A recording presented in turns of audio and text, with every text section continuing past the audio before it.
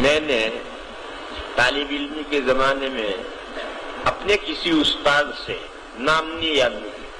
اپنے کسی استاد سے یہ بات میں نے سنی کہ امت میں 4 آدمی ایسے گزرے ہیں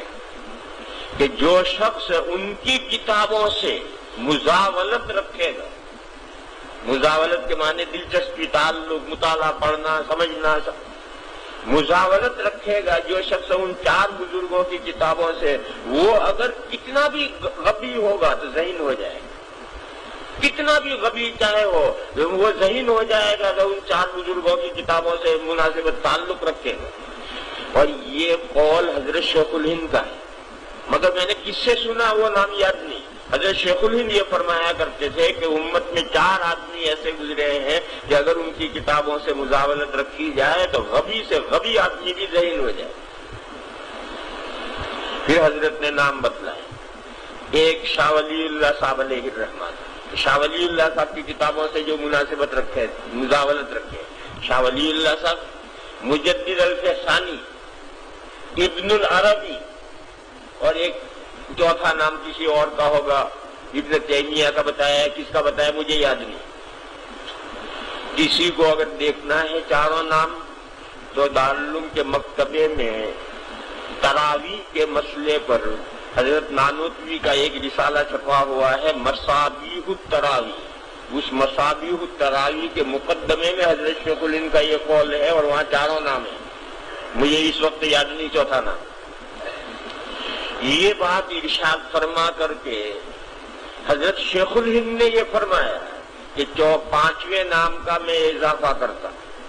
اس میں یوں بھی ہو سکتا ہے کہ حضرت شیخ الہند نے 3 نام بتائے کہ ان 3 آدمیوں کی کتابوں سے جو مزاولت رکھے گا، اور فرمایا کہ 4تھے نام کا میں اضافہ کرتا ہوں، یوں بھی ہو سکتا ہے، حوالہ دیا میں نے والے کو۔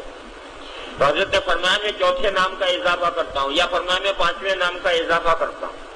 اور فرمایا کہ وہ ہیں حضرت الاستاد حضرت شیخ الہند۔ جب حضرت الاستاد کہتے تھے تو حضرت نانوتوی مراد ہوتے، وہ حضرت نانوتوی قدس سرہ کی کتابوں کا یہ مقام ہے کہ جو شخص ان سے مزاولت رکھے گا وہ چاہے کتنا ہی غبی کیوں نہ ہو ذہین ہو جائے۔ جب یہ میں نے اپنے طالب علم کے زمانے میں اپنے استاد سے یہ بات سنی تو میں نے سوچا کہ ان سب 4-5 آدمیوں کی کتابوں سے تو میں کہاں مزاولت رکھوں گا۔ طالب علم جو پڑھنا ہے، جو کتابیں اس سے درس سے متعلق ہے، اسی سے فرصت نہیں ملتی، تو اب میں 4-5 کی کتابیں کہاں سے حاصل کروں گا؟ آج تو کتابیں بھی بہت عام ہو گئی، ہمارے طالب علم میں کتابیں اتنی عام نہیں تھی،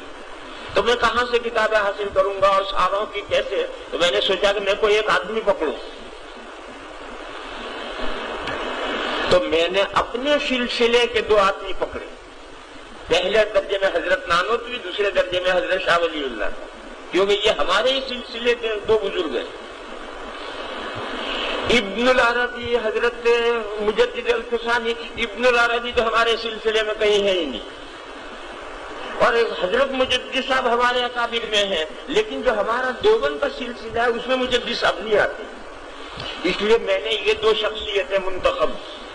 کہ مجھے ان 2 سے کی کتابوں سے رابطہ رکھنا چاہیے۔ حضرت نانوتوی کی کتابیں تو میں بازار سے خرید کر لا کر پڑھتا، اور حضرت شاہ ولی اللہ صاحب علیہ الرحمہ کی حجت اللہ البالغہ مشکات والے سال میں نے حکیم الاسلام سے پڑھی، حالانکہ وہاں طالب علم فارغ ہونے کے بعد حجت اللہ پڑھتے تھے، مگر مجھے دلچسپی پیدا ہو گئی تھی، میں نے جس سال مشکات کا درجہ تھا اسی سال حجت اللہ پڑھی، تو وہ تو حجت اللہ پڑھی، اور پھر آئے زندگی پر اس سے مزاولت ہوتی رہی، اللہ تعالیٰ نے اس کا ثمرہ ظاہر فرمایا۔ حضرت نانوتوی کی جو کتابیں میں نے شروع کی تو سب سے پہلے مشکات والے سال میں یہی توفیق الکلام خرید کر لایا میں 6 پیسے میں، میری جو میرا نسخہ ہے اس پر لکھا ہوا ہے کہ 6 پیسے میں خریدی،